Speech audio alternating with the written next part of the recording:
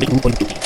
आज की कहानी 16 साल की कारा रॉबिन्सन के साथ घटित एक सच्ची घटना पर बेस्ड है। कारा एक सिंपल लेकिन काफी इंटेलिजेंट लड़की है। हम देखते हैं कि वो अपनी दोस्त जेसी के घर पर है। कारा और जेसी ने पिछली रात एक साथ स्लीप ओवर किया था क्योंकि जेसी के पेरेंट्स घर पर नहीं थे। बातचीत के दौरान कारा सुझाव देती है कि उन्हें उनकी दोस्त क्लारा के घर पर रुकना चाहिए क्योंकि उसका घर बहुत बड़ा है। फाइनली वो सबसे पहले अपनी माँ से परमिशन लेती है। कारा अपनी माँ सारा को फोन करती है जो एक वर्किंग वुमन है। सारा ने कारा को कभी कुछ भी मना नहीं किया क्योंकि वो अपनी बेटी पर भरोसा करती है। इसी बात को ध्यान में रखते हुए सारा उसे परमिशन दे देती है और जेसी की माँ भी राजी हो जाती है। आगे हम देखते हैं कि वो दोनों जाने की तैयारी कर रही होती है। जेसी बाथरूम में चली जाती है और कारा बाहर पौधों में पानी देने जाती है। पानी देते समय कारा देखती है कि एक काली सेडान कार बार बार घर के सामने से गुजर रही है। शुरू में वो इसे अनदेखा कर देती है सोचकर कि ये एक संयोग हो सकता है, लेकिन जब ऐसा फिर से दोबारा होता है तो वो सतर्क हो जाती है और ध्यान से देखने लगती है। कार रुकती है और एक आदमी हाथ में एक किताब लिए बाहर निकलता है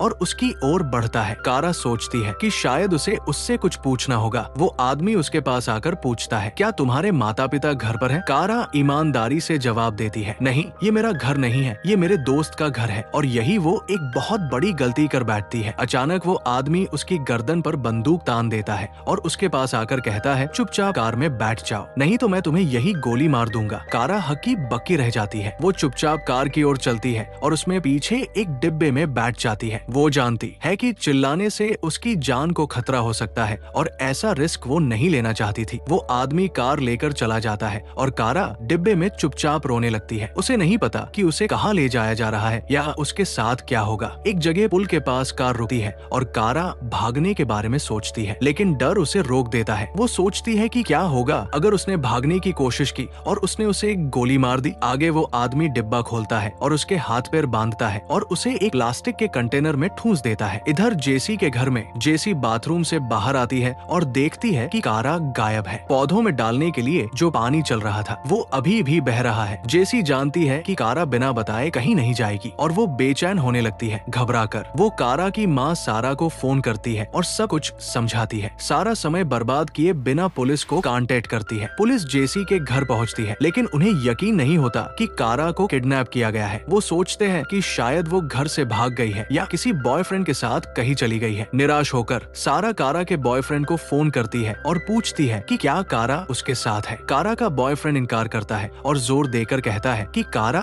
ऐसा कुछ कभी नहीं करेगी। इस बीच कारा उस आदमी के घर पहुंच जाती है। वो उसे कंटेनर से निकालता है और अपने बेडरूम में ले जाता है। कमरे में इंटर करते ही कारा अपने आसपास की हर चीज को ध्यान से देखने समझने लगती है। कारा देखती है कि कमरा अजीब और डरावनी चीजों से भरा हुआ है, ऐसी चीजें जिनसे आसानी से किसी को नुकसान पहुंचाया जा सकता है। जल्दी ही वो आदमी एक नोटबुक लेकर बैठता है और उससे पूछताछ शुरू करता है। वो उससे बहुत पर्सनल डिटेल लेता है, उसके माता पिता के नाम, पता, फोन नंबर, उसकी पढ़ाई और यहाँ तक कि क्या वो वर्जिन है, उसकी बॉडी का मेजरमेंट क्या है। उसकी आंखों में क्रूरता साफ दिख रही है। ये जानते हुए कि कारा उसकी अपनी बेटी की उम्र की है, उसकी ये सनक बहुत ही घिनौनी लगती है। घबराहट होने के बावजूद कारा उसे वो सब कुछ बता देती है जो वो पूछता है, ताकि वो उसको कोई नुकसान न पहुंचाए। फिर वो आदमी ठंडे दिल से कहता है, अब से तुम मेरी हर बात मानोगी, तुम मुझे मिस्टर कहकर बुलाओगी। अगर तुमने भागने की कोशिश की या कुछ भी गलत किया तो मैं तुम्हें मार डालूंगा। वो आदमी उसके साथ बहुत बुरा व्यवहार करता है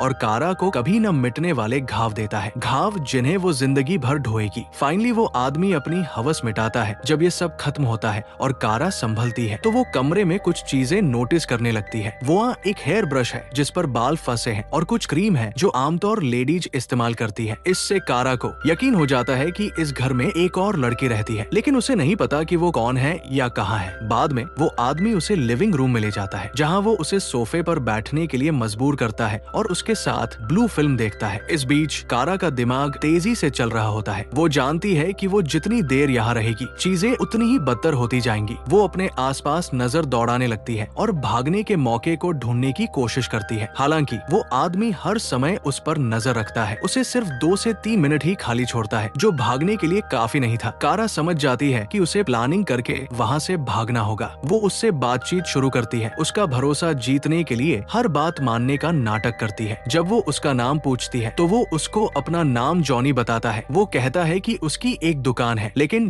जब वो उसके परिवार के बारे में पूछने की कोशिश करती है तो वो जल्दी से बात को काट देता है। जॉनी कोई बेवकूफ नहीं था, वो जानता था कि वो क्यों पूछ रही है। वो उसे वार्निंग देता है, जब मैं तुमसे काम पूरा कर लूंगा तो तुम्हें जाने दूंगा, लेकिन मुझे नहीं पता कि वो कब होगा, और अगर तुम बाद में पुलिस के पास गई तो मैं तुम्हारी माँ से इसकी कीमत वसूलूंगा। वो कभी भी अपना चेहरा दिखाने के काबिल नहीं रहेगी। कई घंटे बीत जाते हैं और फिर से जॉनी कारा को वापस बेडरूम में ले जाता है। अब तक कारा उसके तौर तरीके समझने लगी थी और घर की हर चीज को अच्छे से ऑब्जर्व कर रही होती है। उसकी नजर दीवार पर लटके एक कैलेंडर पर पड़ती है, जिस पर एक नाम लिखा है जो जॉनी के परिवार का डॉक्टर का है। उस पर एक तारीख भी पॉइंटेड है जो अब से 2 दिन बाद की है, जिस पर डिज्नीलैंड से वापसी लिखा है। कारा को एहसास होता है कि इस घर में जरूर एक और लड़की होगी जो जॉनी की फैमिली की है और वो शायद 2 दिन में वापस आएगी। रात होती है और जॉनी एक बार फिर बेडरूम में कारा के साथ अपनी हवस बुझाता है। बाद में वो उसे उसी हालत में लिविंग रूम में ले आता है और अपने साथ बैठने के लिए मजबूर करता है। वो न्यूज चालू करता है। उसे उम्मीद थी कि कारा के गायब होने की न्यूज उसे दिखेगी, लेकिन कारा के बारे में कोई भी न्यूज नहीं आती है। कारा का दिल टूट जाता है। अभी तक किसी ने उसके गायब होने की रिपोर्ट नहीं की थी। कोई अलर्ट, कोई खबर, कुछ भी नहीं जो बताए कि कोई उसे ढूंढ रहा है। न्यूज कवरेज देखकर जॉनी मुस्कुराता है और क्रूरता से कारा से कहता है, तुम्हारी कोई परवाह नहीं करता, इसलिए न्यूज में कुछ नहीं है। कोई तुम्हारी परवाह नहीं करता। ये शब्द कारा को बहुत चोट पहुंचाते हैं और वो टूट जाती है। उसको गायब हुए अब तक 12 घंटे हो चुके हैं और ऐसा लगता है कि कोई भी उसे ढूंढ नहीं रहा है। इसी बीच दूसरी तरफ हम कारा की माँ सारा को देखते हैं, जो पुलिस को ये समझाने की कोशिश कर रही है कि उसकी बेटी के साथ कुछ खतरनाक हुआ है। वो अपने सभी कांटेक्ट से मदद की भीख मांगती है, लेकिन कोई भी उसे गंभीरता से नहीं लेता। बहुत जिद और डिमांड के बाद एक बूढ़ा पुलिस अधिकारी फाइनली रिपोर्ट दर्ज करने को राजी होता है और ऑफिशियल मामले की जांच शुरू होती है। सीन वापस कारा पर शिफ्ट होता है, जो अपनी जिंदगी की सबसे डरावनी रात का सामना करने वाली है। वही जॉनी उसे अकेले बाथरूम जाने की परमिशन दे देता है। ये उसके लिए भागने का एक सुनहरा मौका था, लेकिन कुछ उसे रोक देता है। जब वो लौटती है तो जॉनी गुस्से में होता है। वो उसे और तंग करता है और उसके सिर पर बंदूक तान देता है। वो उसे धमकाता है, अगर तुमने कुछ भी करने की कोशिश की तो मैंने सब कुछ रिकॉर्ड कर लिया है। मैं इसे इंटरनेट पर लीक कर दूंगा और तुम्हें जिंदगी भर पछतावा होगा। डरी हुई कारा माफी मांगती है, लेकिन जॉनी अपनी क्रूर हरकतें जारी रखता है। वो अजीब और दर्दनाक तरीकों से उसका हरासमेंट करता है, फिर उसके हाथ पैर बांधकर उसे अपने बगल में सोने के लिए मजबूर करता है। इस टाइम तक कारा काफी टूट चुकी होती है और कारा आखिरकार सो जाती है।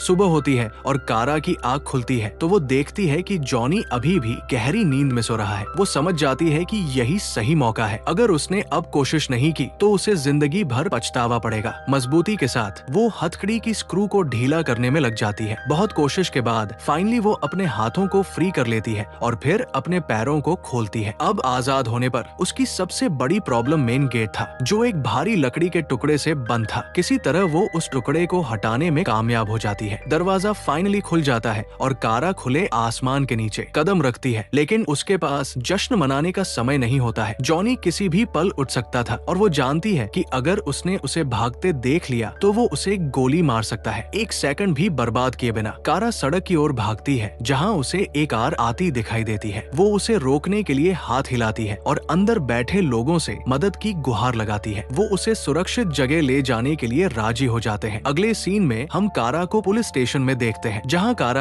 अपने पिछले भयानक 18 घंटे के अनुभव को बयां करती है और सबसे गुस्से में कहती है, मैं 18 घंटे से गायब हूँ, आप सब क्या कर रहे हैं। वो ऑफिसर्स को वो सब कुछ बताती है जो उसे याद होता है, जिसमें जॉनी और उसके घर की डिटेल्स भी शामिल है। उसके पास बहुत सारे पिंजरे हैं, हमेशा खिड़कियां बंद रखता है और एक काली सेडान कार चलाता है। एक पुलिस वाला इस डिटेल से उसकी पहचान कर लेता है और कारा को उस घर में ले जाता है जहां से वो भागी थी। हालांकि जैसी उम्मीद थी, जॉनी, जिसका असली नाम रिचर्ड होता है, वो ऑलरेडी फरार हो गया होता है। उसके गायब होने के बावजूद पुलिस ने घर की अच्छी तरह तलाशी ली। कारा ने जैसी डिटेल बताई थी, बिल्कुल वैसी कंडीशन वहाँ थी जैसे उसने कहा था। पिंजरे, टब और वो डरावना बॉक्स भी, जिसकी रिचर्ड इतनी सुरक्षा करता था। जब पुलिस ने बॉक्स खोला तो वे हैरान रह गए। अंदर उन्हें अनगिनत अन्य विक्टिम्स के सामान मिले, पर्सनल आइटम, फोटोज और ऐसी चीजें जो रिचर्ड की हैवानियत की कहानी बयां कर रही होती है। पुलिस को रिचर्ड के घर में कटे हुए न्यूज़पेपर भी मिलते हैं जिनमें सालों पहले गायब हुई लड़कियों की कहानियां थी। इस बीच कारा को मेडिकल जांच के लिए अस्पताल ले जाया जाता है। डॉक्टर बताते हैं कि उसे कोई सीरियस फिजिकल इंजरीज नहीं है, लेकिन मेंटल और इमोशनल इंजरीज से वो भर गई थी। पुलिस वाले रिचर्ड की तलाश करते हैं और उसकी फैमिली का पता लगाते हैं। उन्हें उसकी पत्नी उसकी माँ के घर पर मिलती है। साथ ही वो काली कार भी मिलती है जिसका कारा ने जिक्र किया था। पूछताछ पर जेनेलिया आरोपों पर यकीन करने से इनकार करती है और जोर देकर कहती है कि रिचर्ड दिल का अच्छा और एक पारिवारिक इंसान है। हालांकि रिचर्ड की बहन एक इम्पोर्टेंट टिप देती है। वो बताती है कि उसने पिछली रात रिचर्ड से बात की थी और उसने एक मोटेल में रुकने का जिक्र किया था। पुलिस तुरंत उस मोटेल पर पहुंच जाती है, लेकिन वो वहां उनको नहीं मिला। शायद रिचर्ड को कोई पुलिस आने की इंफॉर्मेशन पहले से ही मिल गई थी और फाइनली अब कारा फिर से अपनी नॉर्मल लाइफ में लौटने की कोशिश शुरू करती है। हालांकि उसके दोस्तों की फुसफुसाहट